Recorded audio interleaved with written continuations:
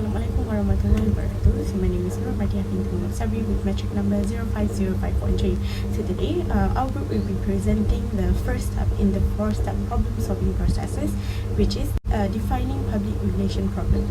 So under management process, public relation practitioner use theory and evidence in 4-step problem-solving process. So the 4-step problem-solving process are step number 1, step number 2, step number 3, and step number 4. There are 4 subtopics under defining public relation problem. So the first one is role of research in strategic planning. Number 2 is defining public relation problems.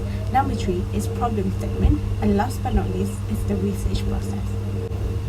My group mates will explain more about the subtopic under defining public relation problems. That's all from me. Thank you. Assalamualaikum warahmatullahi wabarakatuh. My name is Siti, Sahira, Adilah, Binti, Zabario, and my metric number is 050504.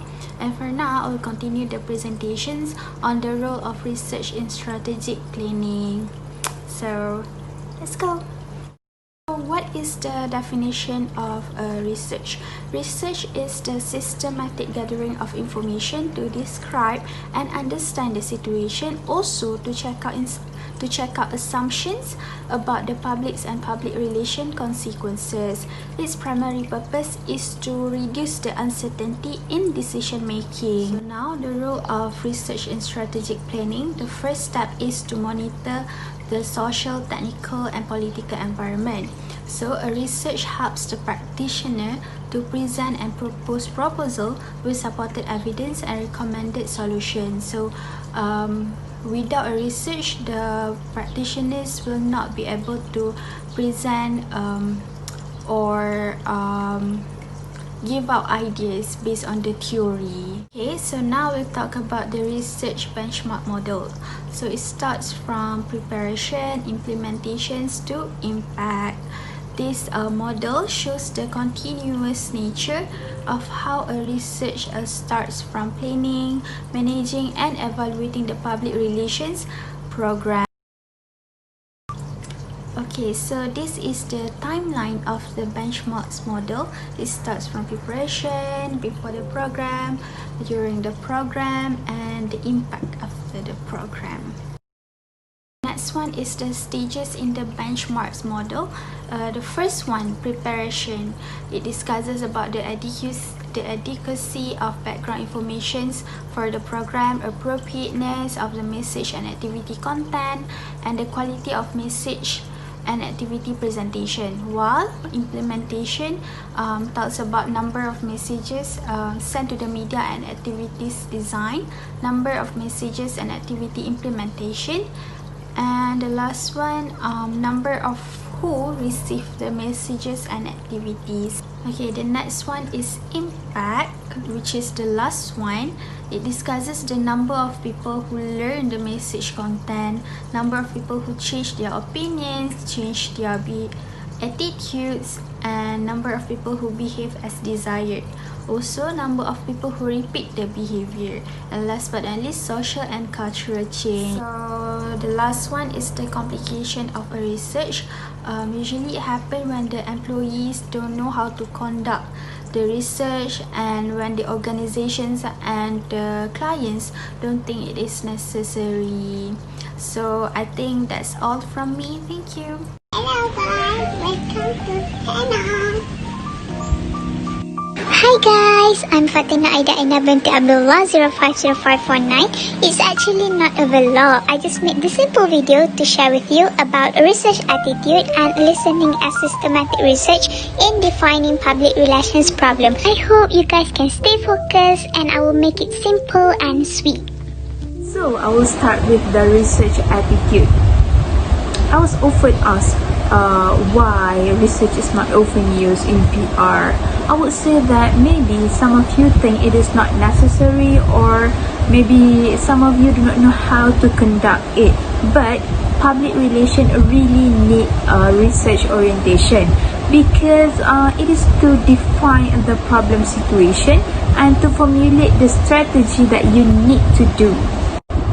There are actually a number of research methods that you can use, but I'm not going to touch on it. I'll just give you the basic research attitude. The first one is you need to gather, transfer, and interpret the information. But do not only gather the biased sources, because if you only focus on the positive one, you will never know the real problem or the real situation. That is why you also need to focus on the unbiased sources, the negative one, so that you can handle the problems. Next, we will look at the listening as systematic research. Listening is a process of receiving, constructing meaning, and responding to messages. An effective public relation always start with a good listening. I'll give you a tips.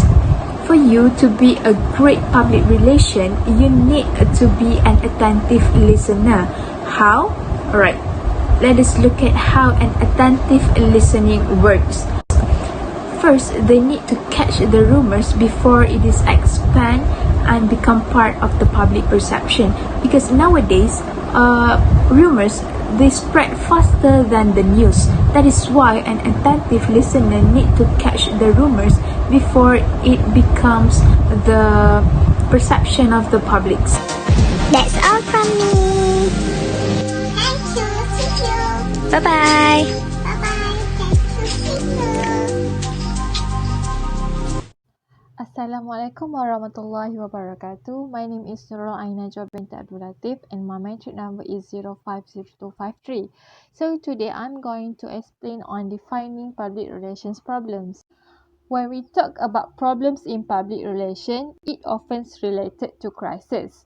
Public relation efforts reverts to firefighting rather than fire prevention because public relations are responsible to solve of what is happening now rather than to avoid what is going to happen soon or what might going to happen. The earlier complaint is caught, the easier it is to handle. Continuous fact-finding uncovers many problems while they are still small enough to permit corrective action and communication before they become a major public issues. Problem definition begins with someone making a value judgment that something is either wrong or soon could be wrong or could be better. The only thing that you need to focus in defining public relation problem is that you need to see what is happening now. There are ways to define public relations problems. The first one is stating the problem statement and the second one is analyzing the situation. To analyze the situation, you can use internal factors, external factors, and SWOT analysis as a means. Okay, the first step to define public relations problems is stating the problem statement. What is problem statement? Problem statement summarizes the situation of the problem. It is written in the sentence or short paragraph. There are three things that you need to remember when you are writing a problem statement. The first one is problem statement need to be written in the present tense.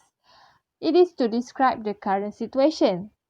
There are words that you need to avoid while writing a problem statement such as will, could, and should.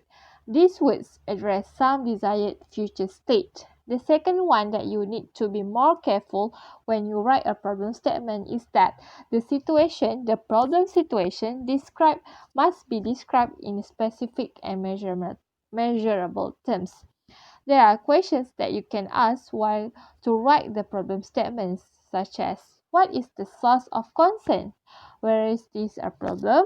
When is it a problem? Who is involved or affected?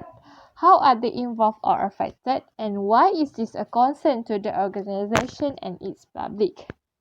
The last one that you need to concern when you write a problem statement is that a problem statement does not imply solutions or place blame. This means that when you write a problem statement, the only thing that you need to focus is only on the problem, not the solution or blaming on another. You can take a look at the example given. Then, to define public relation problems, you need to analyze the situation. The first The first thing that you can use to analyze the situation is by using internal factors. What is internal factors?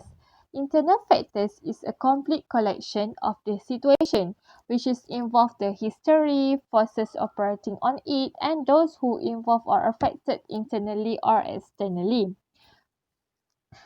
Internal factors deals with organizational policies, procedures, and actions related to the problem situations.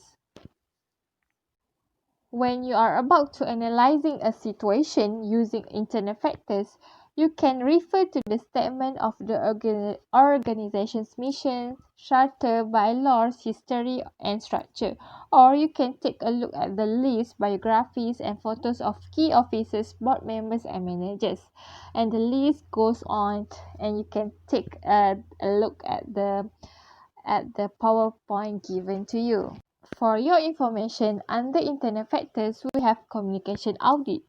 Communication audit is a systematic documentation of an organization's communication efforts for the purpose of understanding how it communicates with its public. Practitioners do an audit to learn in detail how, what, and with whom they communicate. So, as you can see here is a note that I made myself to make it easier for you guys to understand what is communication audit.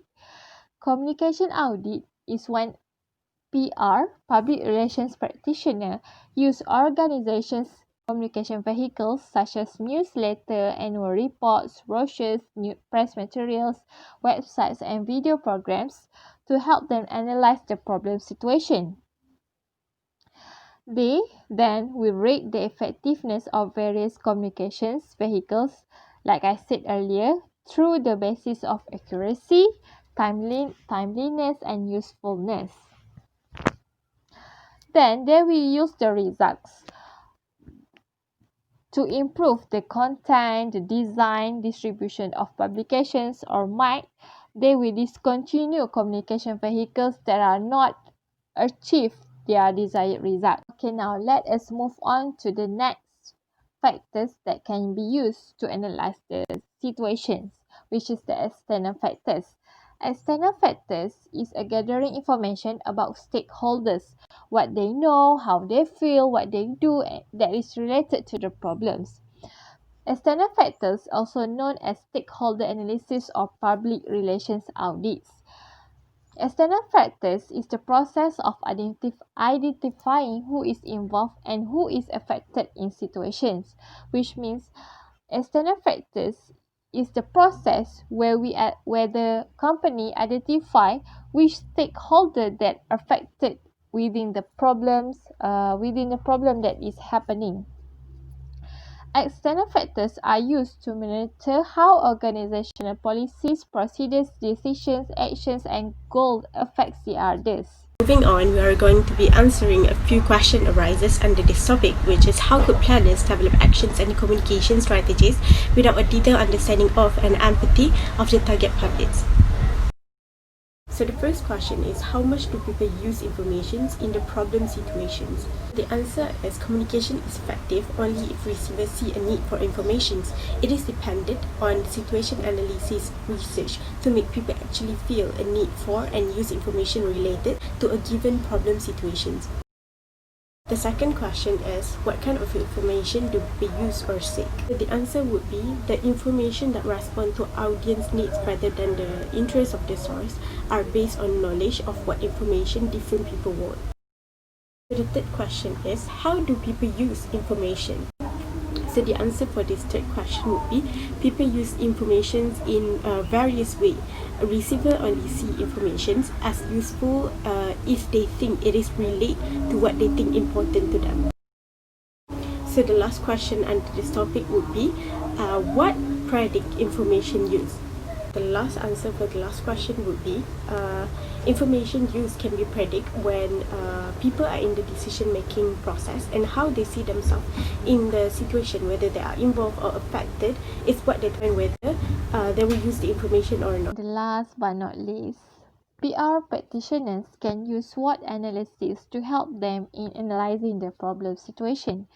SWOT analysis provide detailed analysis of the internal and external factors in the problem situation.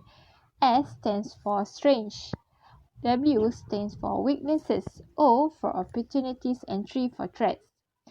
There are several strategic implications logically flow from this analytic framework.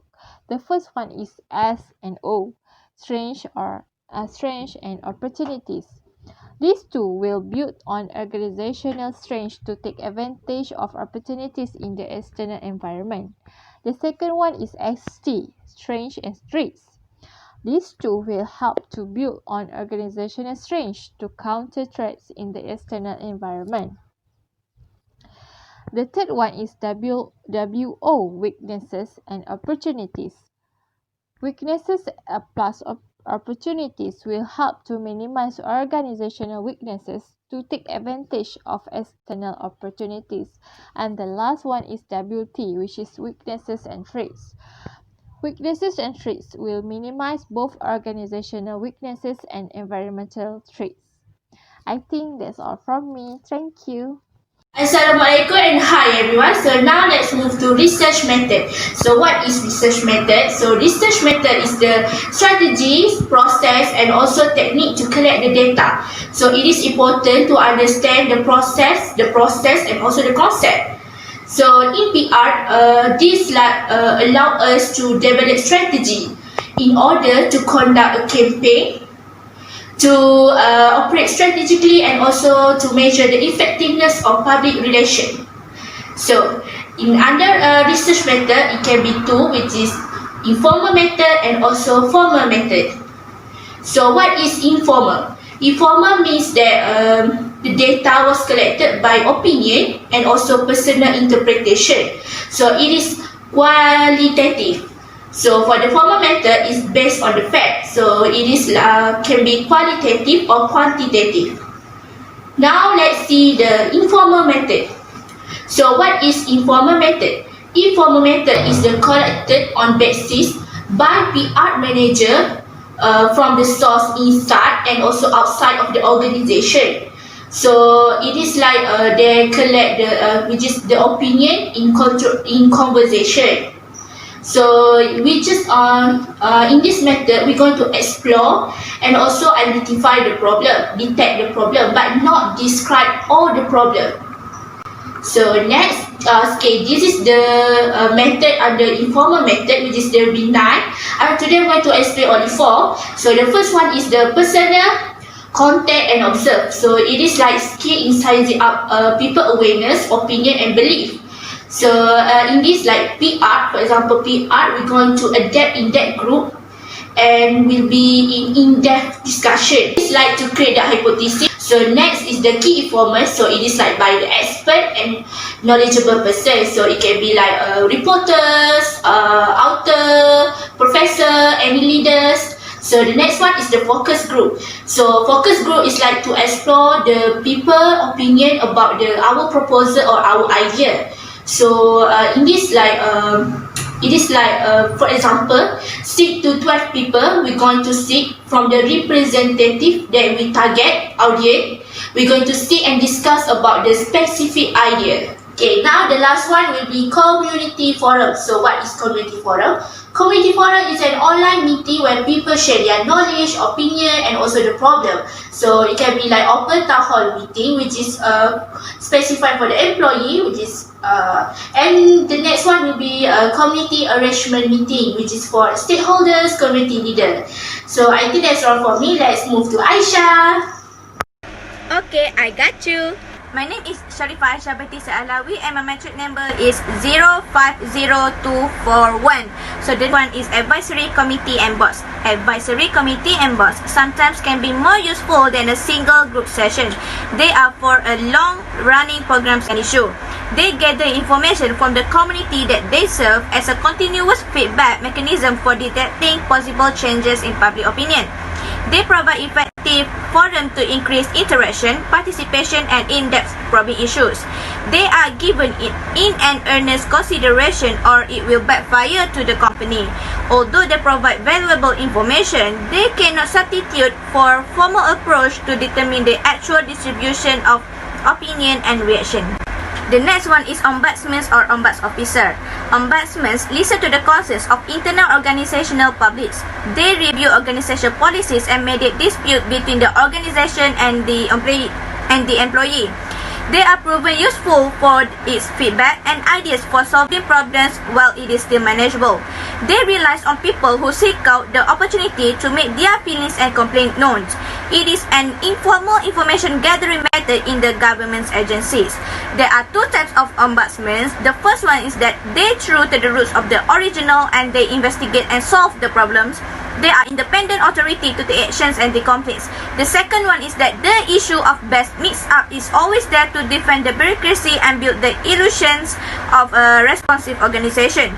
It facilitates communication and seeks authority from others to implement remedies.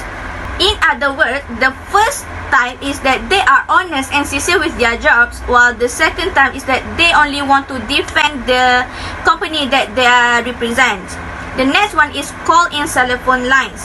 They use to obtain instant feedback and monitor the concerns and interests of various publics.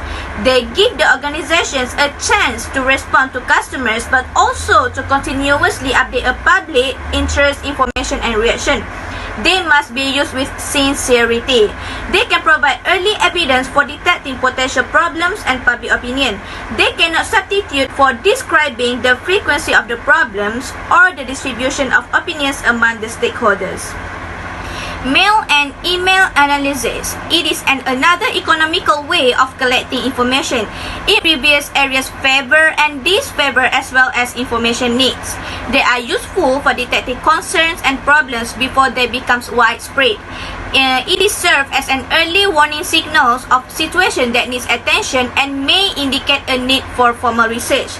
Letter writing tends to be critical rather than commendatory. It is also served as an early warning of ill will and other problem relationship. From the past until now, we still use letter writing as an official method. Social media and other online sources. Social media creates opportunity for friends and foes to talk about each other as well as about the organization, causes, and events. The rumors on the internet can damage an organization's reputation, its brand's franchise can suffer, and its hard-earned goodwill will be diminished. PR practitioners now monitor the area of online social media to detect what is being said about the organization and the important issues. Buzz or the word of mouth, or we can say it as a word of mouth, represent the spontaneous comments of people interacting. They cannot produce profiles for public opinions because it is an informal method. It also helps the PR practitioner reach into the rapidly growing digital communication channel and join the virtual discourse. Social media and online sources is important because now we live in the digital age.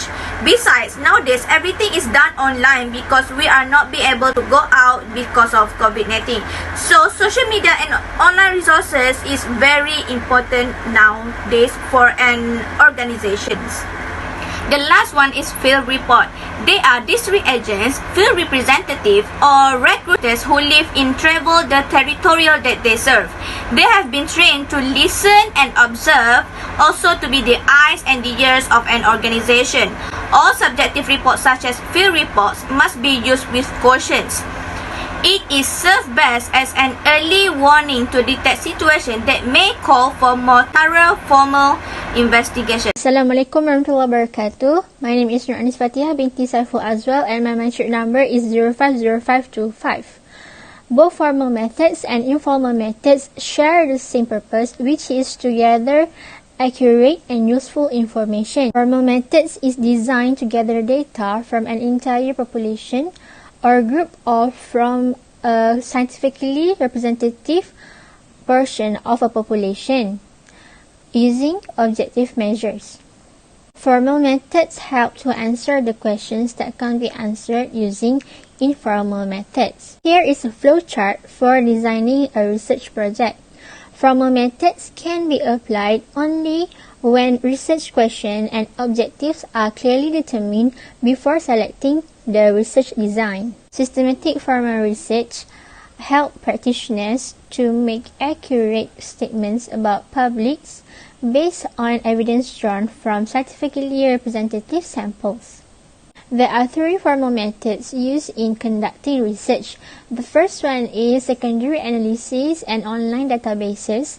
The second one is content analysis, and lastly, survey. Secondary analysis and online databases. Secondary analysis reuses data gathered by someone else or available data often used for other purposes.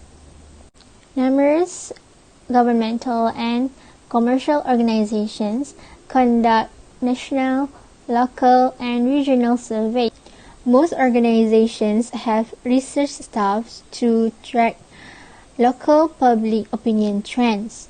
Major newspapers, television stations, and other news organizations regularly conduct their own formal surveys and report their results.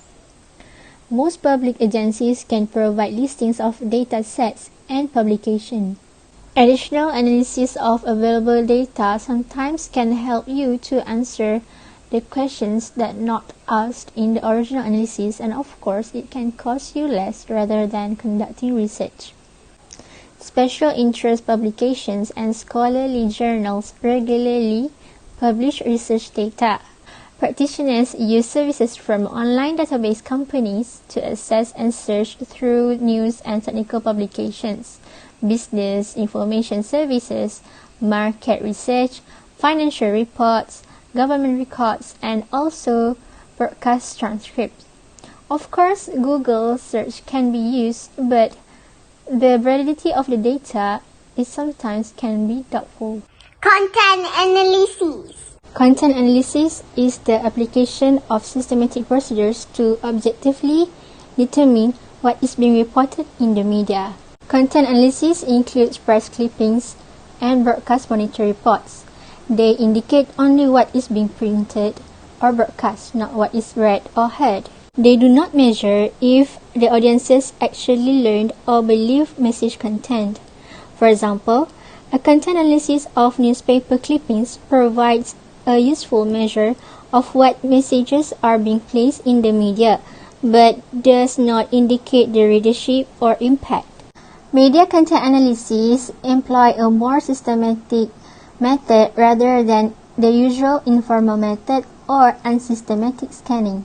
So, what is a survey? Survey is the systematic queries of subsets of the population under study, and most of the time, the surveys are administered by the mail, in person, via telephone, and now online. And the best method of surveys depends on the sampling procedures, the question, and how they are asked. So now, let's take a look at the type of surveys. So the first type of survey is the mail survey, and it is one of the most traditional method. It is a survey where the respondents answer the question and return the question to the senders via post or email. People use mail survey because it is convenient for the respondents, as we can answer the question wherever we want, and it also provides an opportunity for the respondent to take time to gather the information needed in order to answer the question. However, this type of survey also has the disadvantages, and the biggest one is that the researchers have no control over who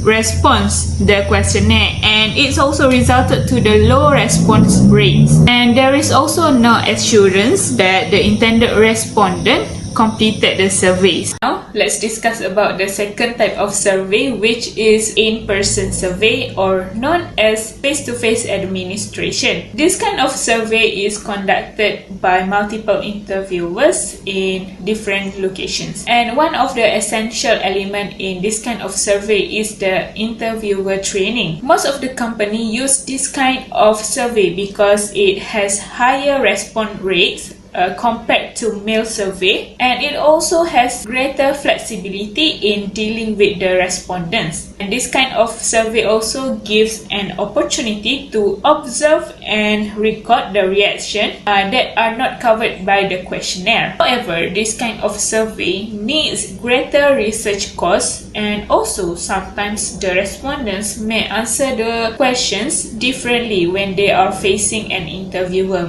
So now I am going to talk about the telephone survey and how it works. So the phone agents will contact the survey respondents by phone, asking questions to collect the information from them. And there are two types of phone survey, which are, the first one is the computer assisted telephone survey, and the second one is interactive voice response, or IVR. The computer assisted telephone survey happens when the researchers enter the respondent's answer directly into a computer system, and the IVR works when the respondent call a number and complete the questionnaire at their convenience. So, what are the advantages of phone survey? The first one is it is faster and more cost effective, and it also provides greater anonymity towards the respondents, and the research can be gathered quickly. However, the answering machine, caller ID, and high refusal rate have made it harder to obtain the representative samples, and sometimes it driven up the telephone surveying cost. Now, let's move on to the next type of survey. The fourth type of survey is the online survey. In this era of technology, online surveys are viewed by some researchers as the inevitable wave of future. And this method includes the graphic-based questionnaires, text-based questionnaire, and the combination of both. Online survey serves greater convenience for the respondents, as we can answer anytime, and also serves efficiencies for the researchers. However, it is difficult to obtain adequate list of email addresses, and sometimes it resulted in low response rate due to junk mail filters. Now, I am going to discuss about cross-sectional surveys versus longitudinal surveys. Longitudinal surveys contain of two surveys, which are the panel studies and the trend studies. Cross-sectional sample happen when all the informations are gathered only one time, while the longitudinal surveys happen when the informations are gathered more than one. For the panel studies, the respondents are surveyed several times during the study period, and sometimes they are asked to maintain a diary during the period. Different methods are used in trend study. They uses different samples drawn from the population to track the changes over time. There are also different people in the sample, and they are not being able to attribute changes of the people that respond to the survey.